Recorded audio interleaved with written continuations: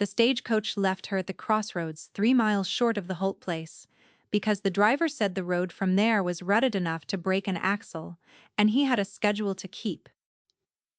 Mercy Ann Caldwell stepped down into the red dust with her carpetbag in one hand and her grandmother's Bible in the other, and she did not argue. She had not argued with anything in the 7 weeks it had taken her to get here, because arguing took strength, and she was saving hers for what came next. The driver tipped his hat without quite meeting her eyes. He had seen her sort before. He supposed a mail-order woman with a folded letter in her pocket and no idea what she was walking into.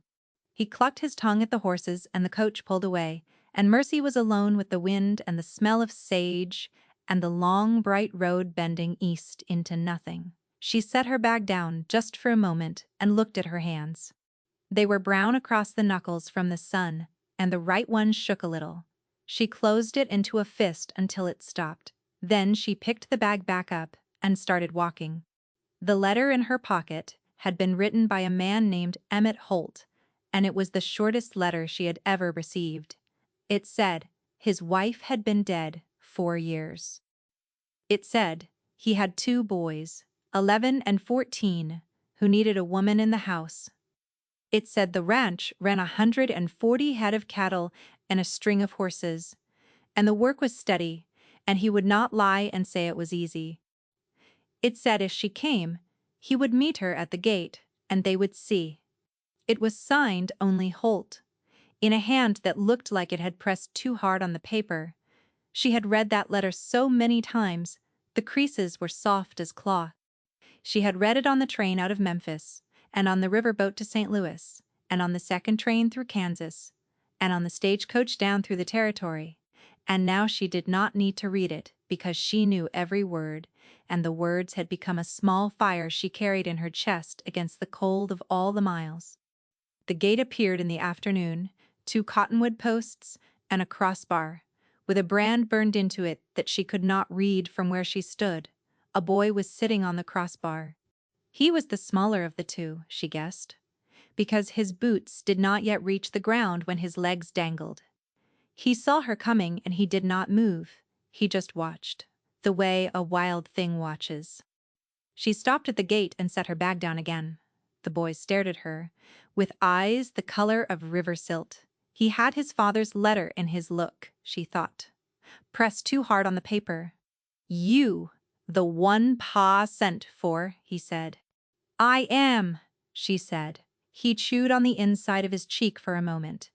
Then he said, "My brother bet me $1 you'd be ugly." She did not laugh, because she could see he had not meant it as a joke. She just looked at him steadily and said, "And what did you bet?" "50 cents you'd turn around at the crossroads," the boy said.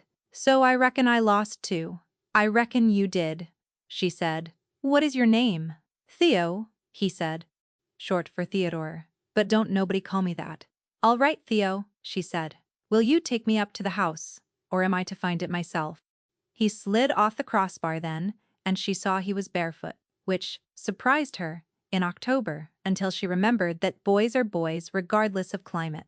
He picked up her bag without being asked, and it was heavier than he was prepared for, but he did not let it show. He just shifted it to his shoulder and started up the road, and she followed. The house came into view around a long, slow bend, sitting on a low rise above a creek. It was bigger than she had pictured, a true ranch house of squared timber and a wide porch and a stone chimney that smoked thinly against the pale sky. There were outbuildings, a barn, a corral, a smokehouse, a windmill turning slow, cattle in a far pasture, and in the near corral 3 men and a horse. The horse was a dark colt near to black, with a white blaze that ran crooked from his forelock down to his nose. He was lathered and wild-eyed, and he was running the rail of the corral so hard the rail itself was shuddering. 2 of the men were on the fence. One of them was the older boy. The third man was inside the corral, standing dead still in the center, holding a coil of rope that he had clearly already failed to throw twice. That man was Emmett Holt. She knew it before Theo said anything. He was tall and lean, and his shoulders sat the way a man's shoulders sit when he has carried something heavy for a long time and stopped noticing. His hat was pulled low. His shirt was dark across the back with sweat, and even from this distance, even with his face turned away, she could feel the closed-off weight of him, like a door that had been shut so long the hinges had rusted. Theo said, "That's Pa. And that's Cal up on the rail. That's my brother, and that black devil there is Midnight. And Pa give $5 for him last month, and ain't nobody been able to put a hand on him since." Mercy watched the colt run. She watched the way he held his head, and the way his ears flicked, and the way his tail clamped down hard against his haunches. She had grown up on a horse farm in Tennessee before the war took it, and she had not touched a horse in 9 years, but the language came back to her, the way her grandmother's prayers came back, without her having to ask. "That horse is afraid," she said quietly. Theo looked up at her. "He's mean," Theo said. "Pa says he's mean." "He's afraid," she said again. Emmett Holt turned then as if he had heard her, though she had spoken too soft for that. He saw her standing at the corral fence with Theo beside her, and he went very still. He did not smile. He did not nod. He just looked at her for a long moment, and she looked back, and she made herself not look away. He was a handsome man, under the dust. That was the first thing she noticed and then put aside, because handsome did not feed children or warm a bed in the long sense. The second thing she noticed was that his eyes were tired, not sleepy tired, the other kind. The kind that did not sleep off. He coiled the rope and walked to the gate. The colt stopped running and stood trembling in the far corner, sides heaving. The older boy on the rail, Cal, was watching her now with the open, hostile measure of a 14-year-old who had decided in advance to dislike whatever came down the road. Emmett came out of the corral and shut the gate behind him. He took off his hat. His hair was darker than she had expected, and there was gray at the temples, though he could not have been 40. "Miss Caldwell," he said. "Mr. Holt," she said. "You walked from the crossroads." "I did." He looked down at her boots, which were dust to the ankle, and then back at her face. "I'd have sent the wagon," he said, "if I'd known the coach wouldn't come the last piece." "I did not mind the walk," she said. He nodded once as if filing that away. Then he said, "This is Cal, and you've met Theo." Cal did not get down off the rail. He said, "Afternoon," without taking his hat off, and his father said, "Cal," in a voice so low it was barely a word, and Cal got down off the rail and took his hat off and said it again. "Afternoon, ma'am." "Good afternoon," Mercy said. There was a silence then in which nobody knew what to say, and the colt in the corral blew through his nose and stamped, and Theo shifted her bag on his shoulder, and the wind moved through the cottonwoods down by the creek and made a sound like distant water. "Come up to the house," Emmett said finally. "You'll want to wash." The house inside was clean, but it was not a woman's clean. It was the clean of a man who knew that dirt would kill you, eventually if you let it, and so he swept and scrubbed in straight lines without softness. There were no curtains. There was a rag rug by the door and a long pine table and 4 chairs, and a stove and a dry sink, and on the wall above the stove, a single tintype in a black frame of a woman with dark hair and a serious mouth. Mercy looked at the tintype and then looked away, because she had been raised to know what was hers to look at and what was not. Emmett set her bag at the foot of a narrow staircase. "Your room's at the top," he said. "Was meant to be a sewing room. There's a bed in it and a washstand. The boys sleep in the loft. I sleep down here." "Thank you," she said. He stood with his hat in his hands, and he looked like a man who had rehearsed something and forgotten it. Then he said, "I'll be plain with you, Miss Caldwell. I did not expect you to come. I wrote that letter half drunk on a bad night, and when the answer came, I did not have the heart to write back and tell you not to. So you are here. And we will see, we will see." she repeated. He nodded. There is a preacher in town comes through the third Sunday. If by then you want to stay, we will speak to him. If you want to go, I will pay your way back, and there will be no shame in it. That is fair, she said. He looked at her for one beat longer than was comfortable, and she saw something move behind his eyes, something he caught and put away before it could finish forming. Then he put his hat back on and went out the door. That night, she ate supper at the long pine table with 3 Holt men who did not look at her. Cal stared at his plate. Theo stared at her when he thought she would not see. Emmett ate slowly, the way a man eats who has forgotten that food is for pleasure. And he did not speak, except to ask Cal to pass the salt. The stew was not bad. She had cooked worse on the trail. But it had been made by a man who did not believe in onions, and she made a note of that and said nothing. After supper she washed the dishes, because no one told her not to, and Theo dried, because he was the kind of boy who could not stand still, and Cal went out to the barn without a word.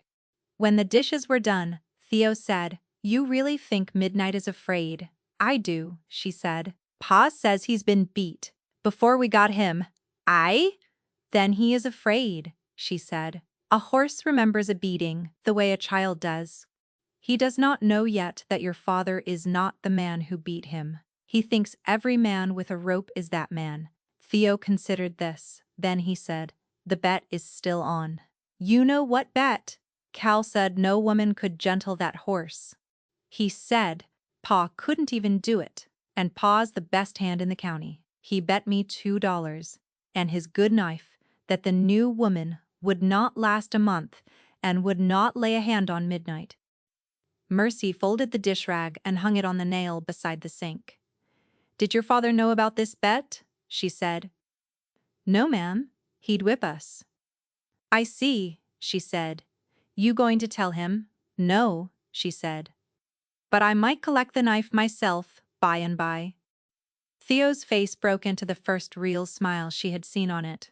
It was a child's smile, gap-toothed and sudden, and it cracked something in her that she had been holding shut since Tennessee.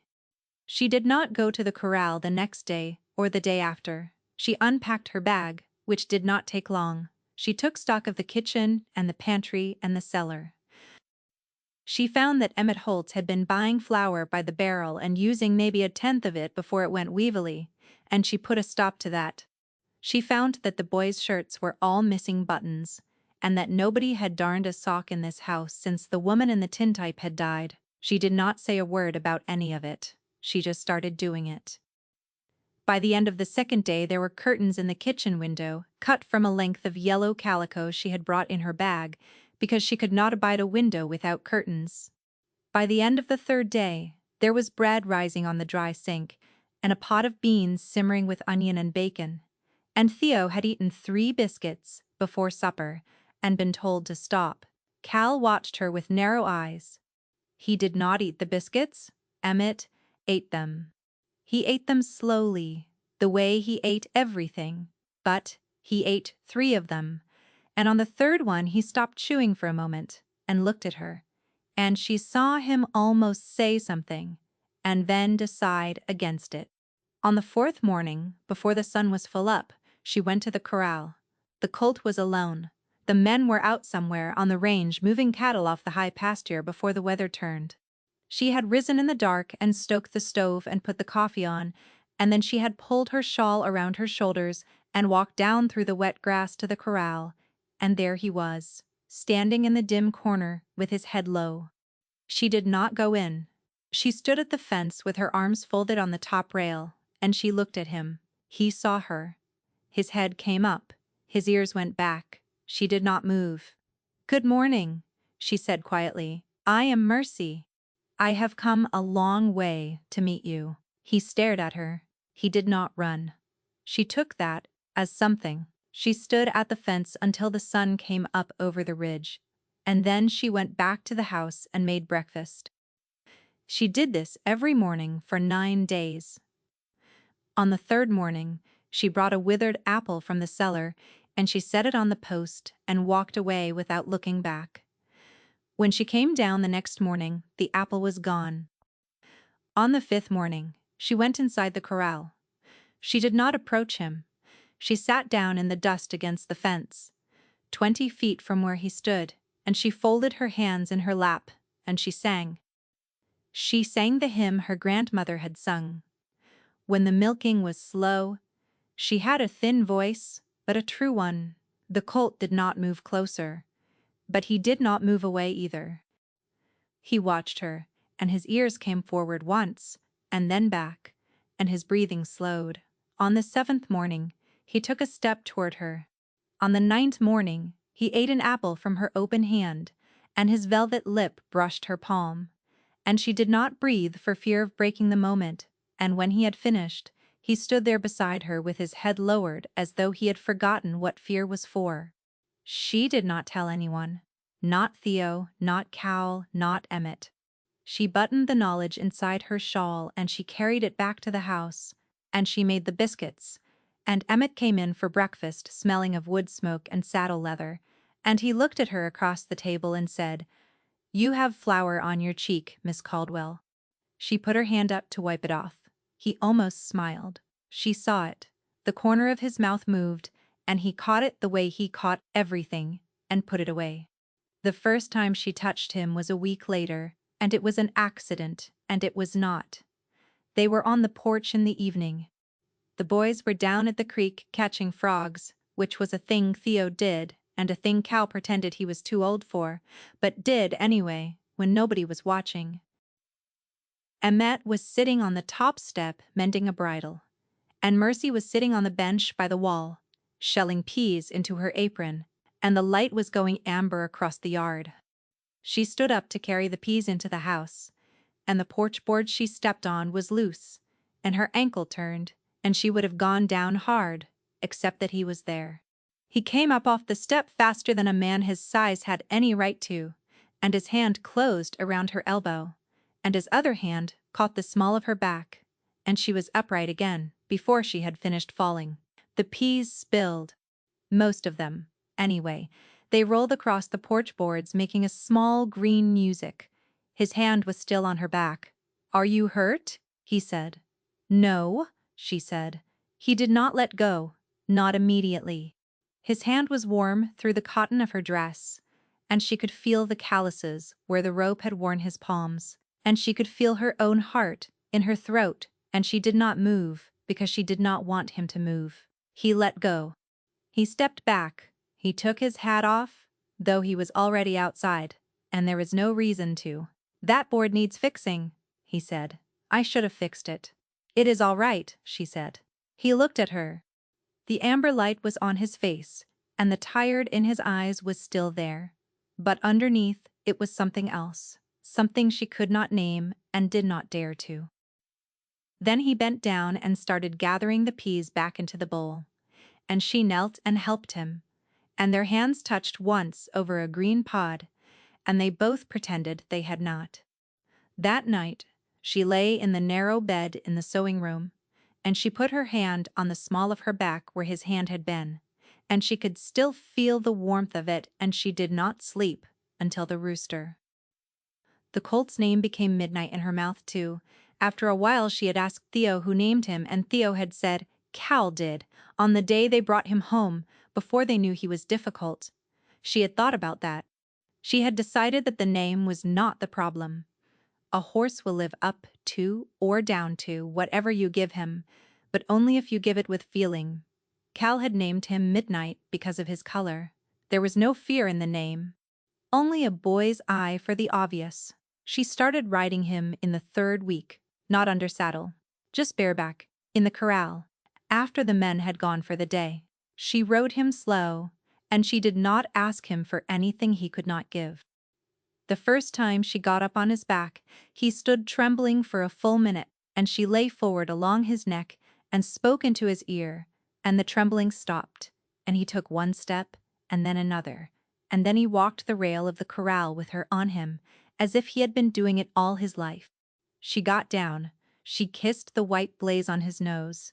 She told him he was a good boy, and he was a brave boy, and the man who had hurt him was far away now and would never come back.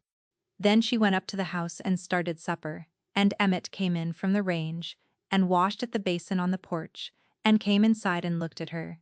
And she saw him notice that her hair had come loose from its pins and that there was hay in it, and she saw him decide not to ask. Cal found out on a Tuesday. He had come back to the ranch in the middle of the day for a hammer he had forgotten, and he had walked past the corral, and he had seen her on the colt's back, and he had stopped dead in the road and stared. She slid off and led the horse to the fence and tied him with the soft cotton lead she had braided herself. Then she turned to face the boy, and she waited. Cal walked up to the corral. He was 14 and he was trying very hard to be 25, and the trying showed in the way he held his shoulders. "How long?" he said. "3 weeks," she said. "A little more." He looked at the colt. The colt looked back at him calmly, with one ear forward. "You knew about the bet," Cal said. "Theo told me," she said. "You let me go on thinking I was right. I let you think what you wanted to think," she said. "That is different." He chewed the inside of his cheek, the same way Theo did, and she saw the family in him for the first time. Then he said, "You going to tell Pa?" "I had not planned to," she said. "I had planned to let your father come down to the corral one morning and find out for himself." Cal nodded slowly. Then he said, "I owe Theo $2 and a knife." "You owe Theo what you bet," she said. "That is between you and Theo. But Cal, I will tell you something for nothing. The horse was never going to be gentled by force. Your father knew that, I think, but he did not know what else to try. You bet against me because you wanted me to fail, and I understand why, and I am not angry. But the next time you bet against a woman, ask first what she has been through, because a woman who has come this far on her own does not lose bets." Cal did not answer. He looked at the colt for a long time, and then he looked at her, and his eyes were wet. But he would have died before he let a tear out. "I miss my ma," he said. "I know," she said. "I am not trying to be her. I would not know how." He nodded, and he turned. And he walked back toward the house, and she stood at the corral fence with her hand on the colt's neck, and she let the boy go, because some things a boy has to walk away from before he can come back. She told Emmett that night. She told him after the boys had gone to the loft, and the stove was banked low, and he was sitting at the table with a cup of cold coffee that he had been turning in his hands for half an hour without drinking. "I have been working with the black colt," she said. He looked up. "He takes a hand now," she said. "He takes a rope. I have been on his back this past week. He is not difficult. He was only afraid." Emmett set the coffee cup down. He did it carefully as if it were full and not empty. He said, "Why did you not tell me?" "I wanted to be sure," she said. "You have been doing this before sunup?" "Yes, in the corral, alone, with a horse that has put 2 men in the dirt. Yes." He stood up. He walked to the window. He stood with his back to her, and his shoulders were very still. And she thought for a moment that he was angry, and she prepared herself for it. Then he said, without turning, "My wife loved horses." She did not speak. She was the one who picked them out. He said, "She had an eye. She'd walk a line of mustangs at the sale and pick the one nobody wanted, and 3 months later he'd be the best horse on the place. I never had her gift. I have hands and I have patience, but I do not have what she had, and when she died, I stopped trying to have it. I just rode them hard and broke them rough and called it good." "I am sorry," Mercy said. He turned around. His face in the lamplight was older than it had been at supper. "I bought that colt," he said, "because he reminded me of one she picked out the year before Cal was born. Same blaze, same eye. I told myself I was buying him for the boys. But I bought him because I wanted to see if I could do what she would have done. And I could not." "You did," she said. "You brought him home. You did not sell him on. You let him stand in your corral while you tried to figure out how." That is, most of it. He looked at her, and there was something in his face she had not seen before, something open and unprotected, and it was gone again before she could be sure. "What do I owe you?" he said. "For what?" "For the colt." "For the work. A man pays for work." She felt it then, the way he was trying to put a fence around what she had done, to make it a transaction so he would not have to feel it, and she saw that she could let him, or she could not. "You owe me nothing," she said. "I did it because I wanted to. I did it because the horse needed it.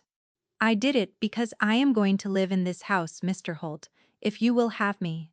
And that horse is going to live in that corral, and I would rather we all got along." He looked at her for a long time. Then he said, "My name is Emmett." "I know," she said. "Say it," he said. "Just the once." "Emmett?" she said. He closed his eyes.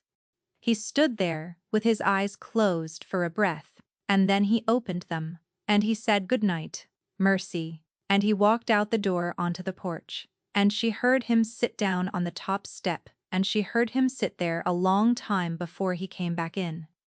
The trouble came on a Sunday. The preacher had come through, as Emmett had said he would, and there had been no formal speaking with him, because Emmett had not raised the question, and Mercy had not raised it either. They were waiting, both of them, for something neither could name. Meanwhile, the bread was rising twice a week in the kitchen, and the curtains were up in every window, and Theo had taken to calling her Miss Mercy without the Caldwell, and Cal had paid Theo the $2 and the knife, and life on the Holt place was settling into a rhythm so quiet that Mercy sometimes woke in the night, afraid she had dreamed it.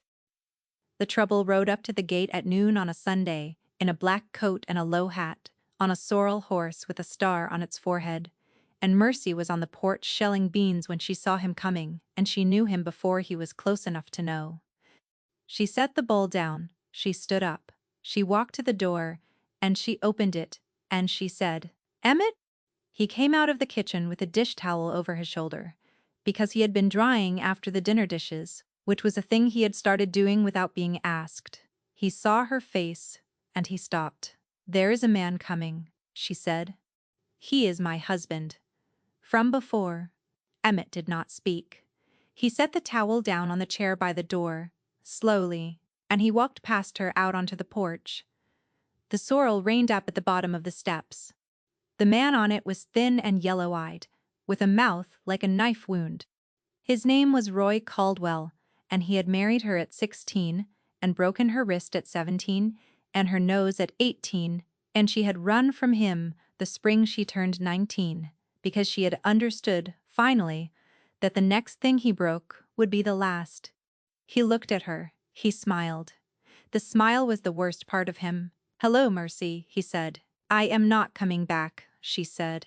"I did not ask you to," he said. "I came to collect what's owed." Emmett stepped down off the porch. He moved without hurry.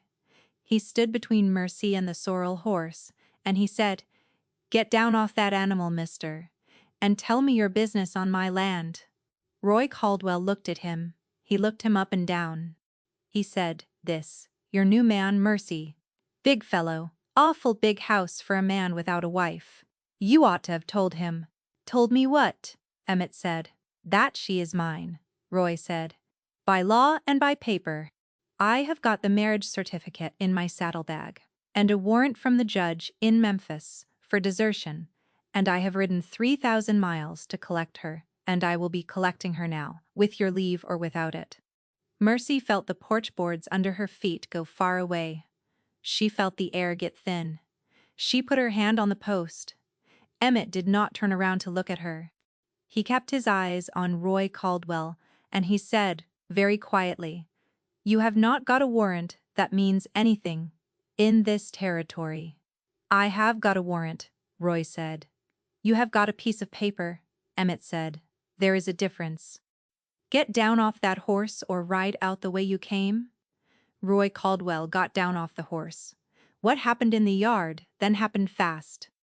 Roy went for the inside of his coat, and Emmett went for him, and the two men came together in the dust, and there was a sound, that was a fist, and a sound that was a body going down, and a sound that was a body getting back up, and then there was a gunshot. Mercy did not remember moving.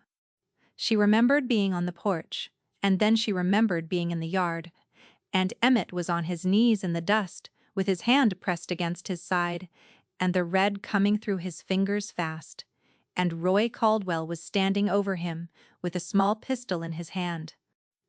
She heard instead hoofbeats.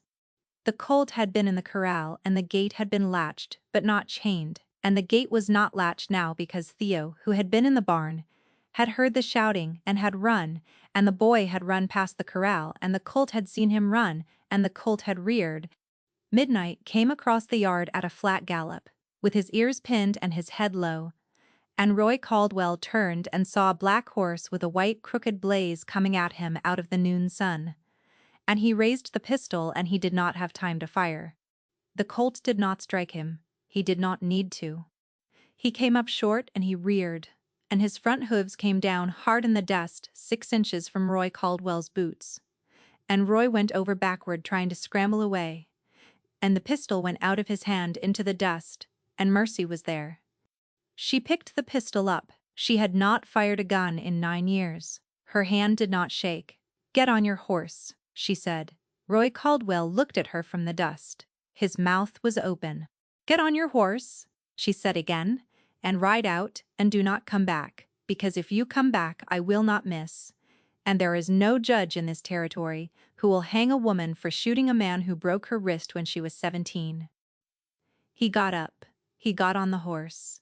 He looked at her once more, and what he saw in her face must have told him what he needed to know, because he turned the sorrel and he rode, and he did not look back, and the dust of him hung in the road long after he was gone.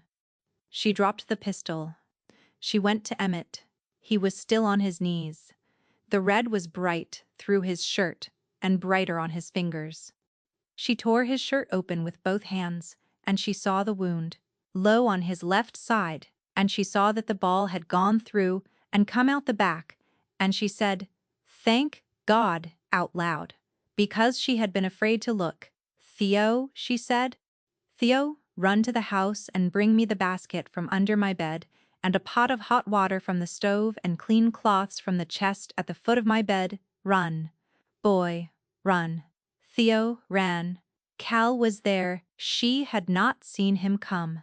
He was kneeling on Emmett's other side, and his face was white, and his hands were shaking, and he was saying "Pa, Pa," in a voice that was not a 14-year-old's voice at all. "Cal," she said, "look at me." He looked at her. "Your father is not going to die," she said. "Do you hear me? He is not going to die." The ball went clean through. "We are going to clean the wound, and we are going to pack it, and we are going to keep the fever off him, and he is going to be sore for a month and stubborn for 2, and then he is going to be fine." "Do you hear me?" Cal nodded. "Help me get him inside," she said. They got him inside. Emmett was conscious the whole time, and he was trying not to lean on them, and she told him to lean on them, and he did.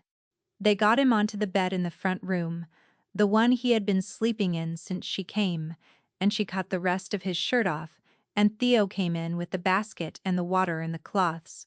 She had been a midwife's apprentice in Memphis before the war. Her grandmother had taught her.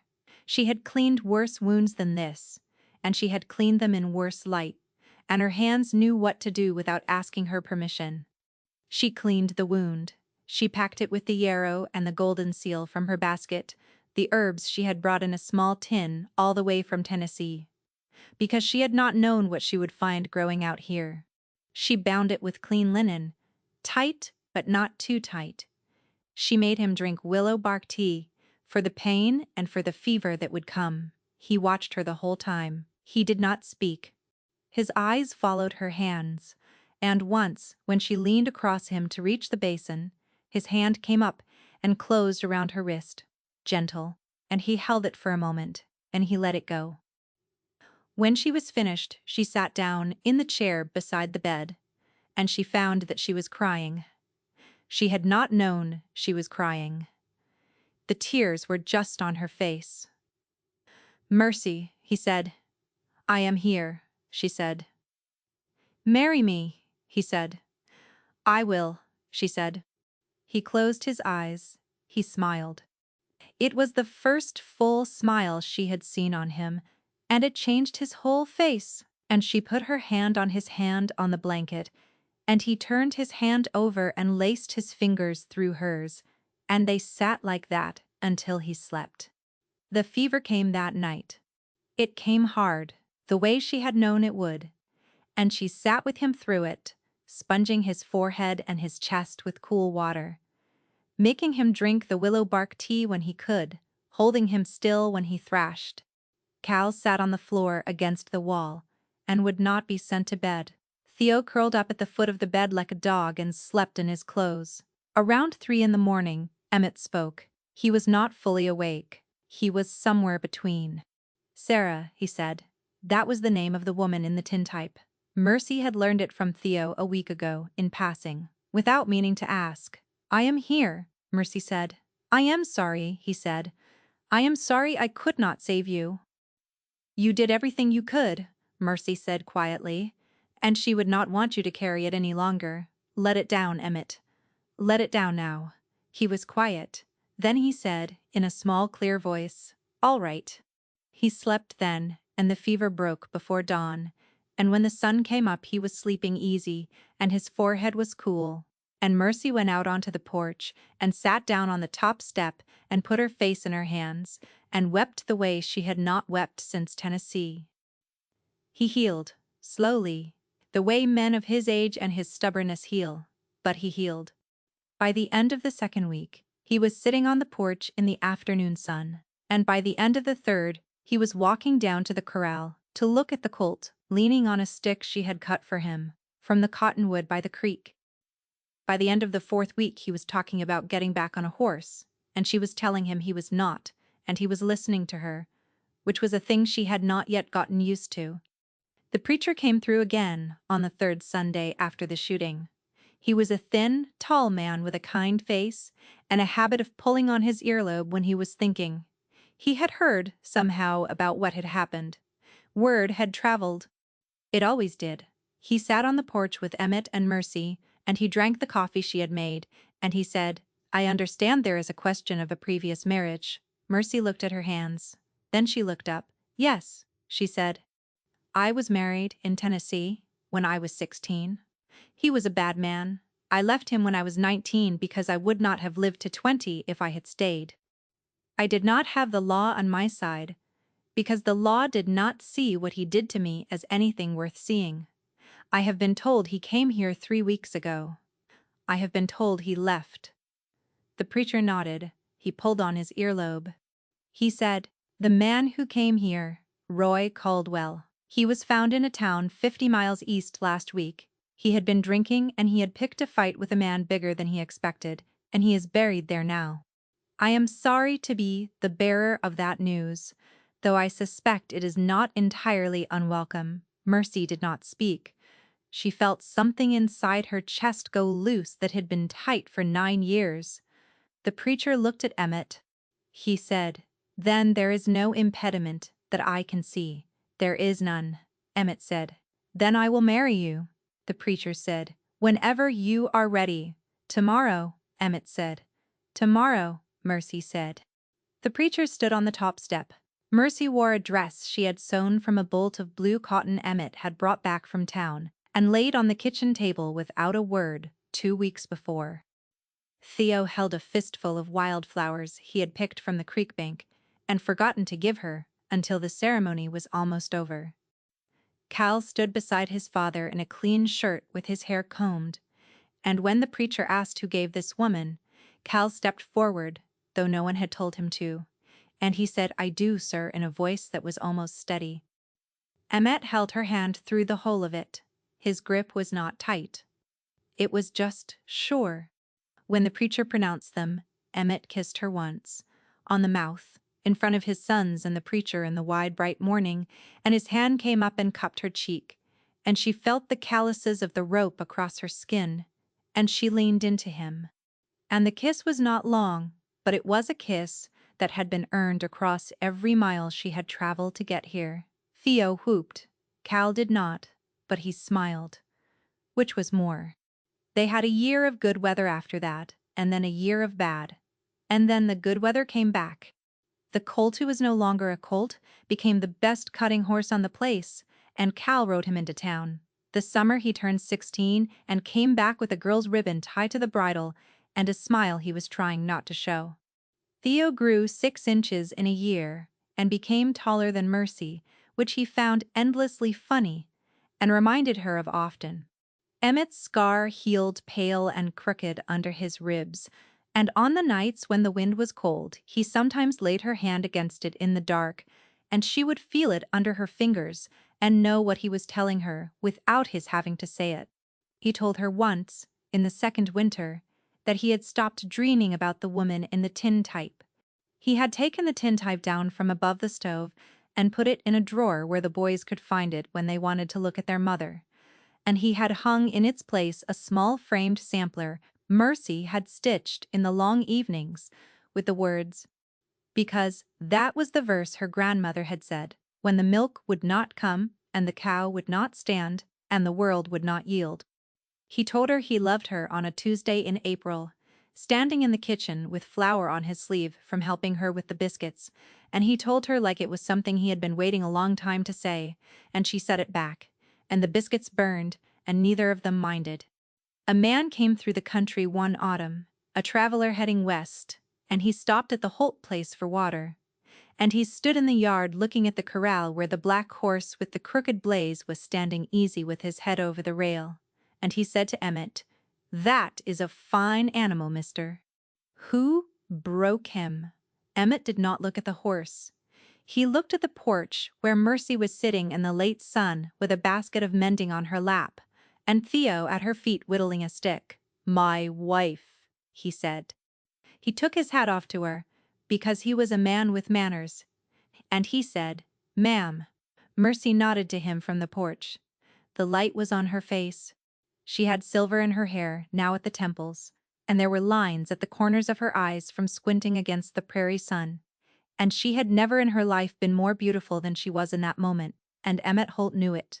And he stood in his yard with his hands in his pockets, and he looked at her and he thought, as he had thought every day for 3 years, that he had been a dead man, walking the day she stepped off that stagecoach at the crossroads, and she had not asked him to live again. She had simply come up the road with her bag in her hand, and she had set to work, and she had brought him back. The traveler watered his horse and rode on. The sun went down behind the ridge.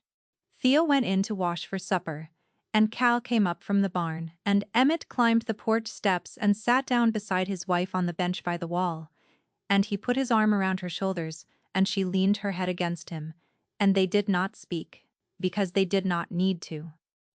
Because they had said it all in 1,000 smaller ways, across 1,000 smaller days. Down at the corral, the black horse blew through his nose and stamped once, contented, and the wind moved through the cottonwoods by the creek, and the first star came up over the ridge, and Mercy Holt closed her eyes, and she was home.